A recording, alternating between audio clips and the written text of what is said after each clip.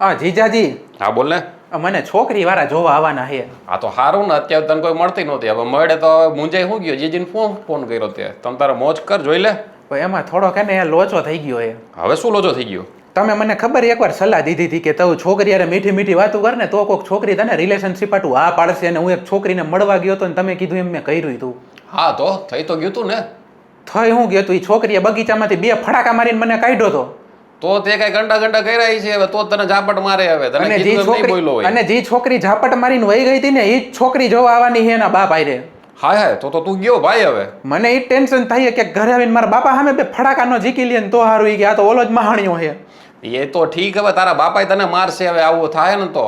એમાં લોચો હે ને મેન હે ને એ વાત નો હે કે એને નથી ખબર કે એ છોકરો હું જી મને ઈ જોવા આવવાની. મેં એનો ફોટો જોઈને હું વર્તી ગયો પણ મારો ફોટો હજી એને જોયો જ નથી.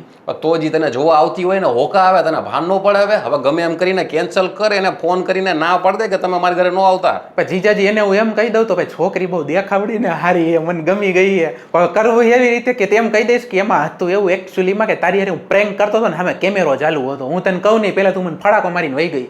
તો પણ એમ નહીં, પછી હલવાઈ જઈશ તો એમાં હલવા હું હવે? આ તો આર ને પાર કરવાનું તો હે જ ને. થાય તો કંકુના કરવાના, ન થાય તો બાકી. ના તું ચિંતા કરવા. તમ તમારે એવું લાગે ને, સાંભળ, જો આ છોકરી તને બીજી મળી જાય, એક વખત તારી આબરૂ વહી ગઈ ને, તને કોઈ છોકરી નહીં દે.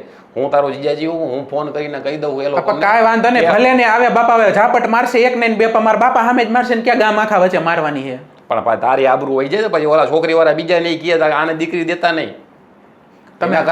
એના કરતા હું છે ને એ છોકરી વાળાને ફોન કરીને કહી દો કે મારો હાળો હે ને થોડોક હે ને આમ આડી લાઈન વાળો હે. એ ભાઈ એવી મારી કઈ હલકી નથી કર્યો. કદાચ બીજી છોકરી આવવાની છે નાની ઓળખીતી નીકળીને તો ફોન કરીને કહી દે બોલો આડી લાઈન જોયો જ નથી. પણ હવે એને તને જોયો હોય, લાફડો માર્યો હોય તો તને ક્યાંથી આવે તારી ઘરે હવે? એ એમ વિચારશે કે કેવો જીજાજી ગુડાણો હોય કે એના હાડાની આટલી હલકી વાતો કરે છે. એમાં મારી તો ઇમ્પ્રેશન વધે ને. હા ઈ કરો, પોતાના સેટિંગ કરો. હમણાં કરવું ફોન મારી બેનને. હા કર તું તારી બેનને ફોન મૂકો. તમને ફોન કરવાનો જ કઈ ફાયદો નથી.